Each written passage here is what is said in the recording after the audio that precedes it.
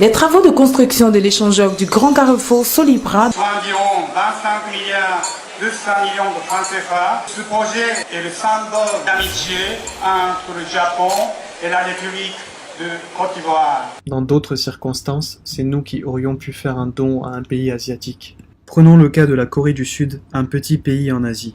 En 1950, la Corée du Sud avait le même niveau de croissance et de développement que la Côte d'Ivoire. Occupée par le Japon, elle venait d'obtenir son autonomie à la fin de la Seconde Guerre mondiale, et aussitôt après, elle connut une guerre avec sa voisine, la Corée du Nord, avec qui les tensions subsistent encore aujourd'hui. Malgré ça, la Corée du Sud est la 11e puissance économique mondiale, alors que la Côte d'Ivoire est classée 188e et reste encore un pays sous-développé. Comment la Corée du Sud a-t-elle pu réaliser cet exploit, alors que c'était un pays sans vraie richesse, sans ressources naturelles ? La Côte d'Ivoire, quant à elle, avait pourtant bien commencé à partir des années 60 avec le père de la nation, le président Félix Houphouët-Boigny. Grâce au cacao, la Côte d'Ivoire a connu une croissance et un développement exceptionnels entre 1960 et 1980. On a appelé cette période le miracle ivoirien. C'est en partie grâce à cette source de revenus que le pays a été bâti. Mais c'est aussi à cause de cette même ressource que les difficultés du pays ont commencé quand le cours du cacao a chuté à la bourse mondiale.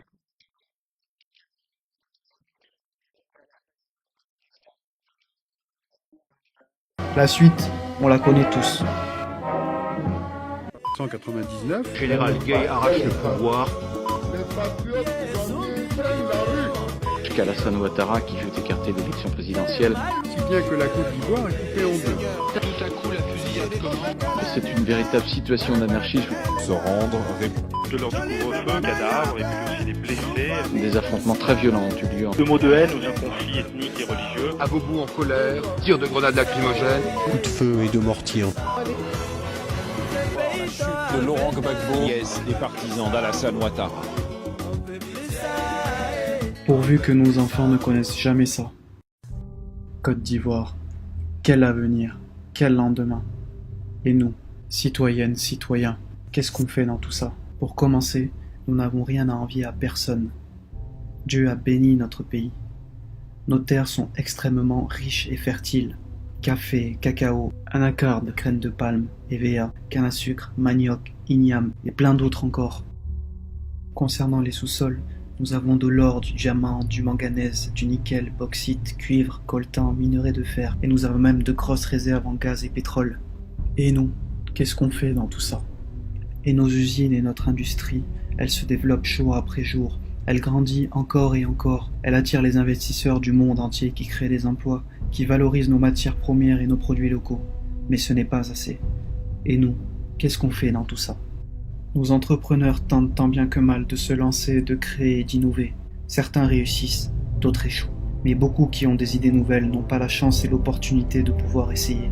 Manque de moyens et de soutien financier. Et nous, qu'est-ce qu'on fait dans tout ça? Nos intellectuels, nos ingénieurs et nos jeunes chercheurs qui ont la chance de pouvoir se former à l'extérieur et qui feront la Côte d'Ivoire de demain ne reviennent jamais. Mais pourquoi? Les immeubles, les gratte-ciels, les ponts, les routes, les hôtels poussent et se bâtissent à une vitesse frénétique à Abidjan. Les nouveaux projets du futur, la cité aéroportuaire, la baie de Cocody, la promenade sur le front de mer de Port-Bouët, le métro urbain et bien d'autres encore. Mais beaucoup n'arrivent toujours pas à se loger décemment ou éprouvent encore des difficultés pour payer leurs factures d'eau et d'électricité. Et les villes de l'intérieur du pays peinent à se transformer et sont oubliées. Et nous, qu'est-ce qu'on fait dans tout ça? Dans un monde où tout va trop vite, où l'intelligence artificielle et la technologie numérique sont devenus des atouts primordiaux au développement, qui permettent l'accès instantané, le partage et la transmission de l'information, progressent pas à pas en Côte d'Ivoire. Mais comment font ceux qui ne peuvent s'offrir un smartphone, un ordinateur ou une connexion à l'internet? Et nous, qu'est-ce qu'on fait dans tout ça? Et mis à part notre équipe de foot, qu'en est-il des autres sportifs, des fédérations professionnelles et des artistes, écrivains, photographes, grands couturiers, stylistes, musiciens, chanteurs, peintres, sculpteurs, puis de ces nouveaux créateurs du futur qui ont la capacité de faire rayonner la Côte d'Ivoire dans le monde? Et nous, qu'est-ce qu'on fait dans tout ça? Et puisque ce n'est pas assez, le grand architecte nous a donné une faune exceptionnelle, une flore dense et luxuriante, sauvage, et qu'en avons-nous fait? Des lagunes, des fleuves, des rivières, des montagnes, des cascades, des forêts, des savanes, des plages et des paysages à couper le souffle qui auraient pu attirer et faire accourir les touristes du monde entier. Puis la Côte d'Ivoire a créé une diversité entre nous, différentes origines, différentes religions, langues, coutumes et traditions qui auraient dû faire notre force, notre unité, notre différence par rapport aux autres pays. Mais au contraire, nous nous sommes divisés. Et ce n'est jamais trop tard. Et nous, qu'est-ce qu'on fait dans tout ça? Qu'est-ce qu'on apprend et qu'est-ce qu'on laisse en héritage à nos enfants? La Côte d'Ivoire est merveilleuse. C'est elle qui m'a fait de moi celui que je suis aujourd'hui, et je lui rendrai tout ce qu'elle m'a donné.